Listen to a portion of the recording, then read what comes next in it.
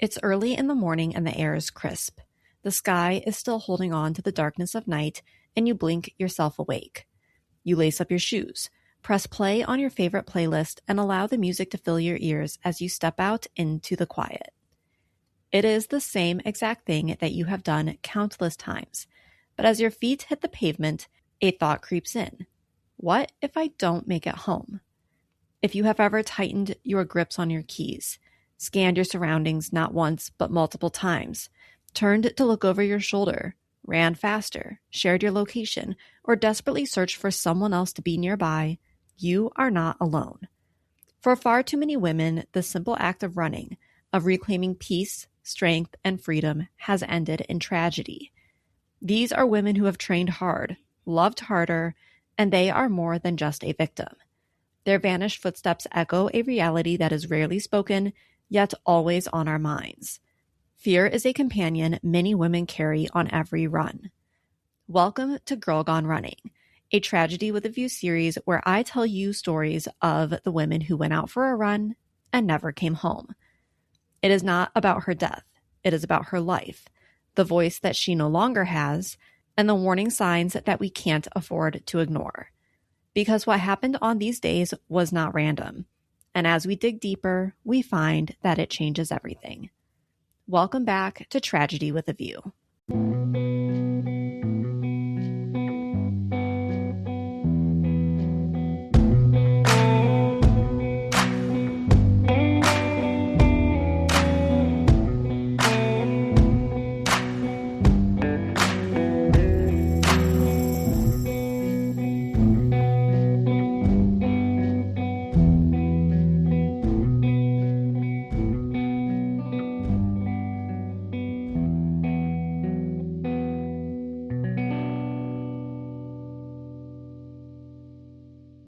Hello, welcome back. I am your host, Kayla, and I think this is episode number 4 of the Girl Gone Running series, I think.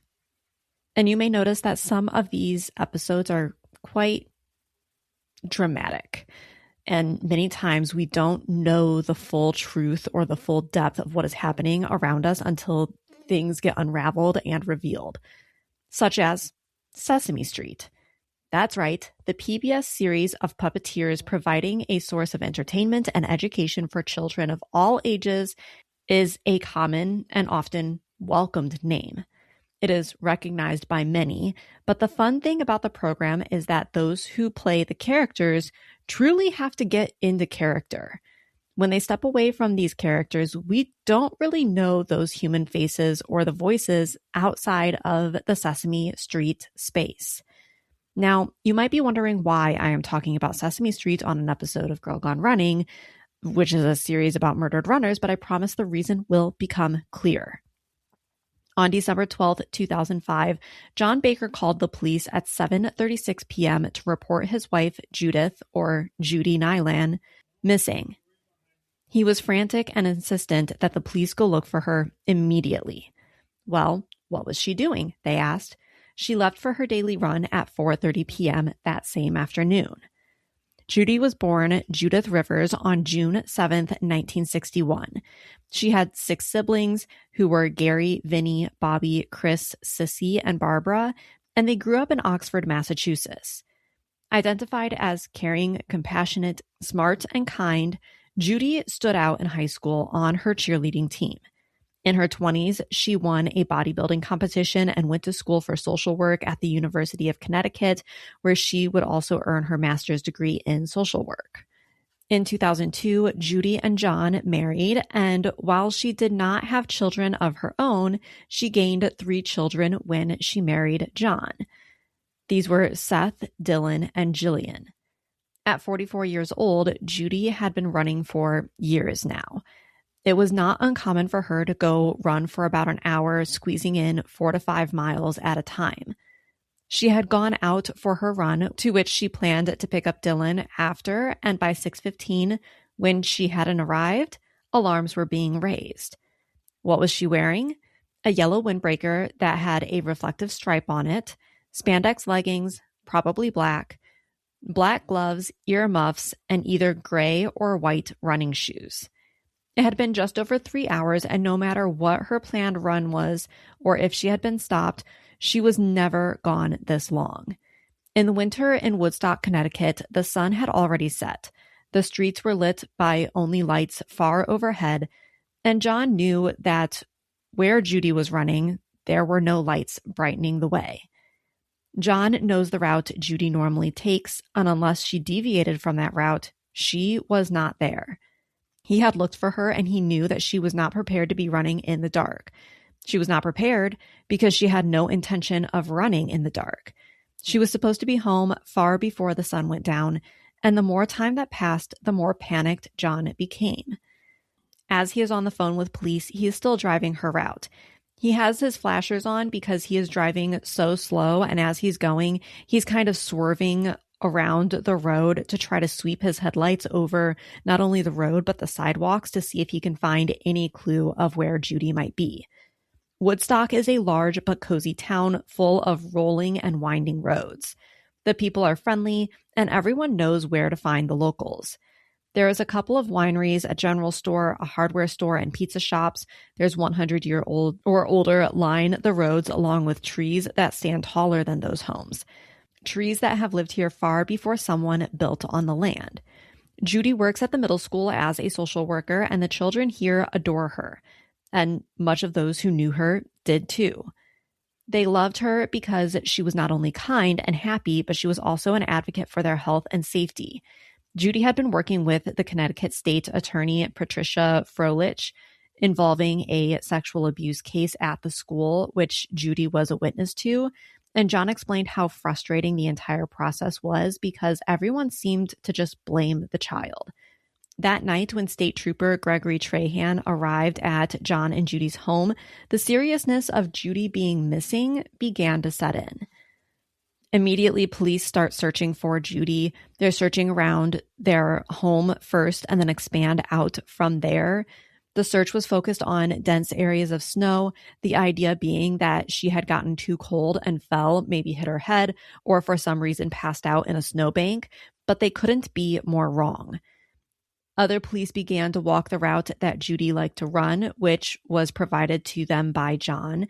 And when nothing was found to indicate what happened to Judy, police began to explore some different options. They looked harder at John and Judy's relationship and find that they had been married for 20 years and not only loved each other, but liked each other. They spent their free time together, they worked on home projects together, and even were exploring the possibility of opening a new business, a daycare together. As the night wears on, the search not only continues, but intensifies. Search dogs are brought in, a helicopter hovers over town, and more people are brought in. It isn't until almost 4 hours later at 11 p.m. that the very first minute clue is found. Officer Michael Robinson is searching through the neighborhood that John and Judy live in when he spots a small piece of clothing, more specifically, a black and gray headband. At first, Officer Robbins stalls at this, since Judy was not reported to have been wearing a headband. But as he stands and looks at it, he decides that she might have had it on under her earmuffs. It was 20 degrees Fahrenheit out that evening, so it isn't too far of a stretch to believe that she would have had on an extra layer. In addition to this, the road this was found on led to Judy's normal running route. Officer Robinson collected the headband, and then as he shines his flashlight around the area, he finds a receipt to a hardware store. The date on the receipt is 2 days prior, so December 10th, and includes the purchase of a chainsaw. The receipt could be nothing, but it also could be something. So a different team begins to check out the purchase, especially because there seemed to be what they identified as blood droplets on the receipt. The receipt also seemed to be in really good condition, as if it was recently dropped there instead of having been out in the elements and in the snow for 2 days. Meanwhile, as Officer Robinson continues to search the area, he finds more droplets of blood in the snow. When he finally heads back to his cruiser, he finds one other thing that catches his eye. There are skid marks on the road right outside the scene where the headband, blood, and receipt were found. They are 40 feet long, indicating that somebody was moving when they slammed on their brakes, Again, he thinks this could be nothing, but it also could be something. Through their investigation, it is found that a man by the name of Scott DOJ signed for the purchase of the chainsaw at the hardware store, and on the account which was used to pay for the purchase was the name Carol Spinney. Carol Spinney is also known as Big Bird and Oscar the Grouch. Carol's home, his estate, if you will, is on the same road that the receipt and the headband were found on. The home sits far back off of the road, and the home and the surrounding property are just huge. Carol cares about his home and his property and how his property looks, and so he has hired staff who are dedicated to the landscaping and the upkeep and the gardening on this land. His property is so big that a part of it is actually not in Woodstock, Connecticut. It is not in Connecticut at all. It actually crosses the state line and into Southbridge, Massachusetts. One of Carol's staff includes Scott DOJ, a 36-year-old hardworking landscaper who had been a member of the staff for a while. He is a convicted felon, and we will get more into the specifics here in a minute, but he never caused any problems for Carol. He always showed up, he did everything he was supposed to, and kept the peace.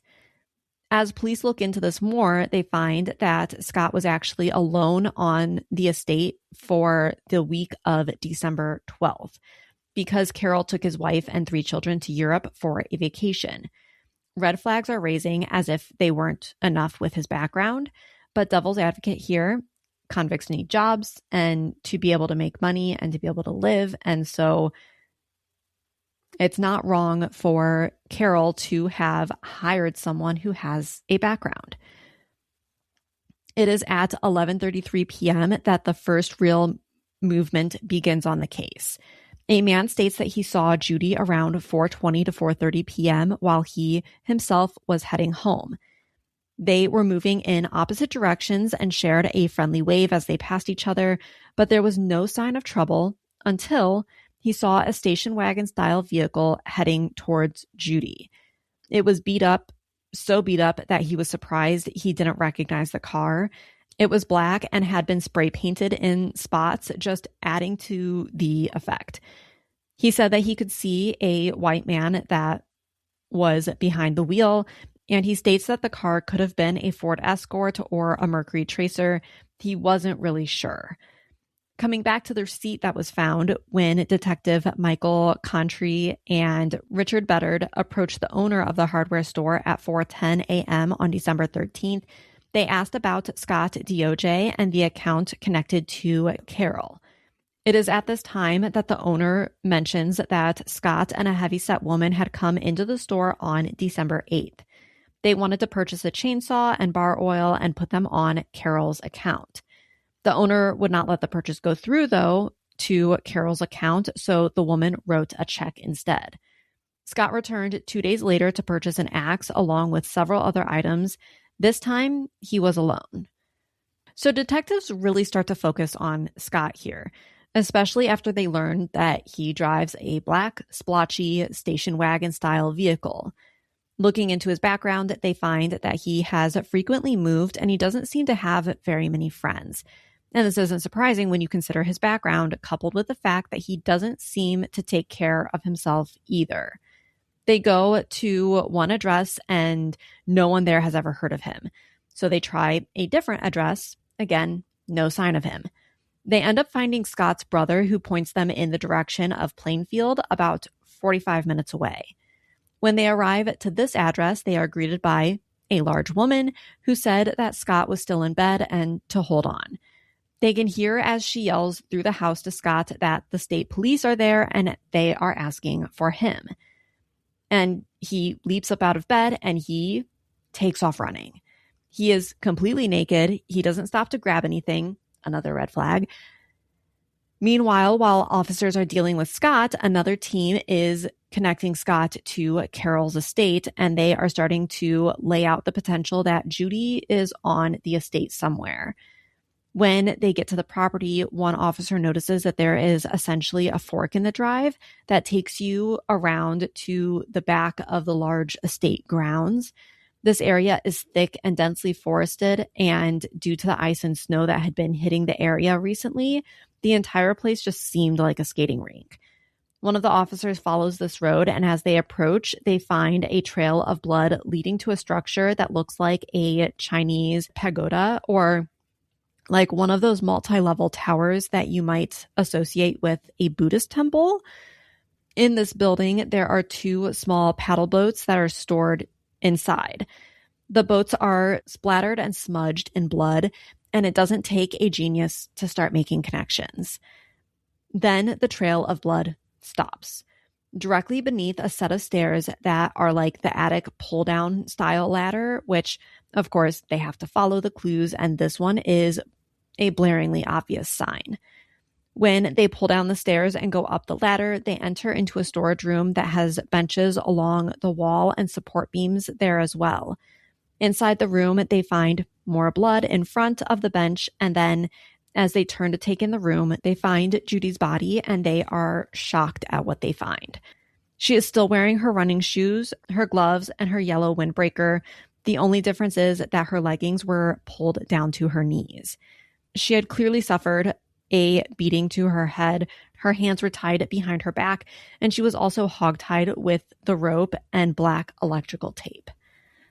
Back in Plainfield, when Scott ran, he exited the home and went into the garage. Detective Marty Graham and his partner followed Scott into the garage, but very quickly realized that he didn't leave the garage. There were no footprints outside in the snow, as there would have been if he went dashing through it. When they got back into the garage, they hear some movement, but it seems to be coming from the wall, and that's when they figure out that there has to be a crawl space entry somewhere that Scott would have been able to access in the garage. They find the opening, and when Marty Graham lays on his belly to peer into the 3-foot-high crawl, his flashlight lands on the butt-naked Scott, who is curled up into a ball and shivering. They tell Scott that they just want to talk to him, but when it becomes clear that he isn't coming out on his own, Marty's partner goes in to get him. When this doesn't go as planned, they decide to resort to using pepper spray, and this works. They get him back into the home and get him some clothes, and they handcuff him, and they sit him down for those questions they wanted to ask. They ask him about Judy, the bloody receipt, where is she, and the entire time, Scott just kind of keeps saying that he has no idea what they are talking about. For 3 hours, they ask him questions, and Scott is adamant that he knows nothing. As they are doing this, another team locates Scott's car and finds that the passenger side has blood smeared all over it. When Marty and his partner hear about this, they ask Scott, who again is just responding that he has no idea. And because they don't have anything that directly links Scott to Judy, they can't detain him at this point. And so they just decide to wrap things up and leave. But his girlfriend is now seeing Scott in a new light, and she is not happy. She is kind of fearful and tells Scott to some effect that he needs to leave. Scott is left alone in the garage for about 10 minutes, and when she goes back out to see what he is doing, she finds that he has a cord that he wrapped on one end around the rafters and the other end around his neck. When she opened the door, he turned to look at her and just says, "Goodbye," which seems like one of those moments where you're like, your crazy is showing. But at this point, Judy's body has been found, and the location was actually that part of Carol's property that was in the state of Massachusetts, which required police to hand over what they found to the Massachusetts State Police, who took the case and ran. Scott was talked out of committing suicide by his then girlfriend, to which he was then arrested after he tried to flee. And this lady is an absolute hero in this story. So Scott tries to steal her car to run away. He knows that the police are coming for him, and as he leaps into the car and he tries to leave the driveway, she chases him down and uses a knife to slash the tires on her own vehicle. She ends up deflating 3 of the tires, and shortly after this, the police arrive and arrest Scott. He is taken for a psychiatric evaluation, and it is at the Day Kimball Hospital that he is read his Miranda rights. He declines a lawyer and allows police to take photos of the injuries to his hands, the hands he used to beat Judy to her death. He claims that he was driving when he accidentally hit Judy and that she had died at the scene where he hit her. He claims he panicked, and so he put her in his car and then took her to the estate grounds, where then he couldn't get her up the ladder without tying her up. At this moment, all they can arrest him for is kidnapping, which they do, and he is held on a $1 million bond. The coroner states that the injuries Judy suffered were not consistent with being struck by a vehicle, but instead being beaten. They theorize that Scott had seen Judy running, started stalking her, and eventually came up with a plan which he acted out to rape and kill her. They figured out that he had used his car to run her down, but he didn't want to run her over, so when he slammed on his brakes, they locked up and created this long stretch of skid marks. He then leapt out of his car to grab her, where he likely punched her, splattering blood at the scene, and then forced her into his car. Once he gets to Carol's estate, he's driving her back to this building where he rapes her. For the record, was not admitted to, nor was he charged with any sexual related crimes, but read the room. He then beat her, hogtied her, and left her to die, which would be due to the blunt force trauma of her head and neck. DNA from Scott was found on the rope that was used to tie up Judy, connecting him to the crime, along with the fact that Judy's blood was found in his car. When his DNA was run through the system, it doesn't only match items from Judy's crime, but also from a 2004 unsolved rape and burglary. The woman who was attacked in her own home, her phone lines had been cut, she was raped, and then her attacker went through her home and took what he wanted before leaving. This woman was able to identify Scott 2 years later. Scott had quite a history dating back to 1989, and what he had been convicted of included reckless endangerment, breach of peace, burglary, and disorderly conduct. At his sentencing on March 9th, 2007, Scott's attorney argued that Scott couldn't help himself for the 2 rapes and the murder that he committed. And this was because as a teenager, Scott was on probation where his officer repeatedly sexually assaulted him for 3 years. Thus, it was the state who allowed this to happen and hardwired his brain to lead to a life of rape, which is appalling.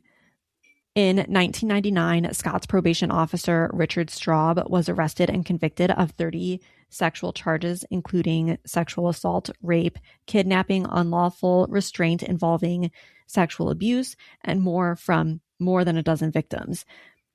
Scott was not one of these named victims, but that doesn't mean that what his claims aren't true.